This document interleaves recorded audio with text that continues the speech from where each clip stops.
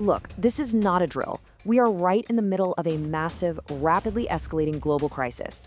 I'm talking missiles flying, sirens blaring, and the global economy taking direct, heavy hits. Welcome to this breaking news explainer. We're going to dive straight into the hard data from the front lines of a war that is quite literally expanding by the hour. No spin, no propaganda, just the tactical, on-the-ground reality as of June 5th, 2026. Let's get into it. Day 96. I want you to really let that sink in for a second.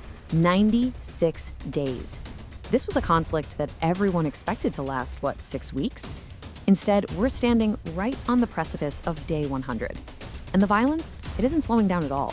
It's mutating. It's dragging on, pulling more nations, more resources, and tragically, more lives right into the crossfire.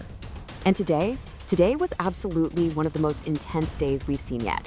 In an unprecedented move, Iran's IRGC launched a massive barrage of missiles and drones, and their target was the United States Navy's most powerful Middle Eastern force, the Fifth Fleet's headquarters over in Bahrain. We are talking about a direct strike attempt on the absolute nerve center of American naval power in the entire region. But wait, because at the exact same time, the secondary front violently flared up. Hezbollah has formally rejected the latest ceasefire agreement, so those peace talks completely failed. And the cost is real. 4 people have just been killed in Lebanon by ongoing Israeli strikes. The northern front is, for all intents and purposes, burning. Now, if you're sitting there thinking, this is just some overseas problem, think again. The shockwaves have absolutely hit home.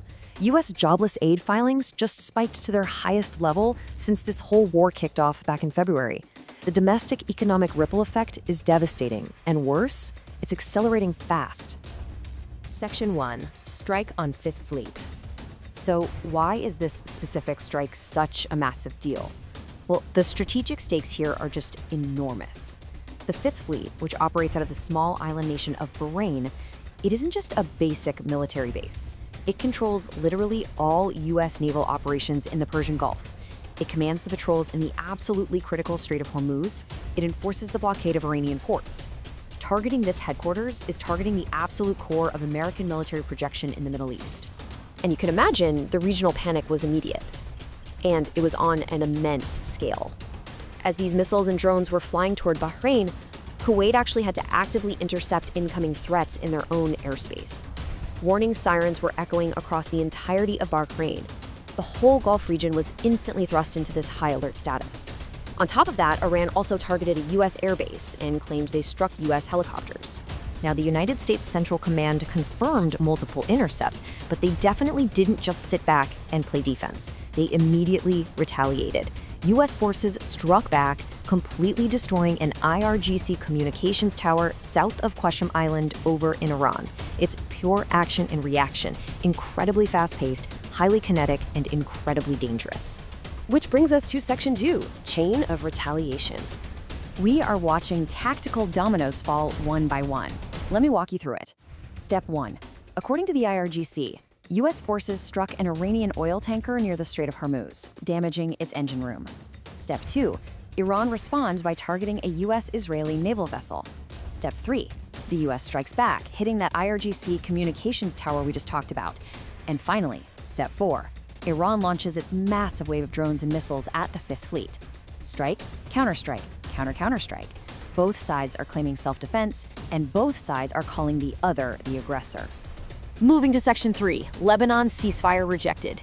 If there was any hope for the peace process here, it has completely stalled out. The Iran-backed militant group Hezbollah has officially and formally rejected the latest ceasefire agreement. The diplomatic channel is dead in the water right now, and the strikes, they're just continuing without pause. And the reality of this diplomatic failure is incredibly grim. Smoke is billowing across southern Lebanon today, June 4th, 2026. Israel's military spokesperson issued this grave update, stating flatly, "The fighting in southern Lebanon continues as the IDF targets Hezbollah facilities and infrastructure." The crucial takeaway here is this stark contrast between what's being said and what's actually happening on the ground. The political rhetoric promised that all shooting would stop. That was the expectation set for everyone. But the harsh ground reality? Fresh evacuation warnings have literally just been issued for residents living south of the Zahrani River. Make no mistake, the Lebanon front of this war is absolutely not ending anytime soon. Section 4. Global Economic Fallout. $100. We are staring down the barrel of an impending global energy crisis as oil prices aggressively climb right back toward this critical threshold per barrel. Financial reports are sounding the alarm, warning that if these Middle East energy disruptions continue into next year, the broader global economy is going to face some incredibly severe damage. And like we mentioned earlier, that overseas conflict connects directly back to your wallet and your community. Right now, as we speak, more Americans are losing their jobs due to the economic shockwaves of this war than at any point since it began 96 days ago.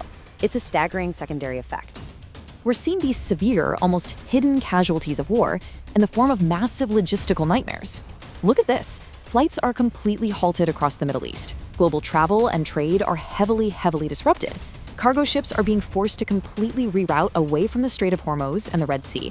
And every single time a ship is rerouted, it adds days to delivery times, it adds massive cost to goods, and it directly drives up inflation for ordinary families who are just trying to buy basic necessities. Section 5. State of the War. Okay, let's run through the current SITRP scorecard. Militarily, both sides are actively and heavily striking each other. The peace deal, well, there's an agreed-upon outline, but it still remains unsigned by former President Trump. Over on the Lebanon front, Hezbollah has rejected the ceasefire and the bombardment continues. And economically, oil is surging while U.S. jobless claims are rising. It is a massive board flashing red across literally all sectors. To really understand the staggering, relentless volume of this conflict, just look at the UAE. Since this war began, the United Arab Emirates has had to intercept 537 ballistic missiles. 537! The sheer scale of munitions being fired through the air right now is honestly hard to even comprehend. And we have to talk about the human cost, because for the U.S. military, it is mounting. There are now 348 confirmed wounded U.S. troops, 348 service members caught up in the crossfire of this escalating 96-day conflict. Ultimately, we are stuck at an unyielding deadlock, and it's fueled by some very deep mistrust. Iran's leadership hasn't completely ruled out a deal, but they insist there will be absolutely no surrender. Meanwhile, America is firmly insisting on its full objectives being met, and neither of these hardened positions has moved a single inch in 96 days. Day 96. A major headquarters struck. Ceasefires flat out rejected. Economies bleeding. A war that was supposed to be completely over in 6 weeks shows absolutely zero sign of ending today. So I want to hear from you. Look at the hard data we've covered in this explainer. Look at this escalating chain of retaliation. Drop a comment below. Do you think this war will reach day 100? Or is something finally going to break before then? Stay focused, stay informed, and I'll see you in the next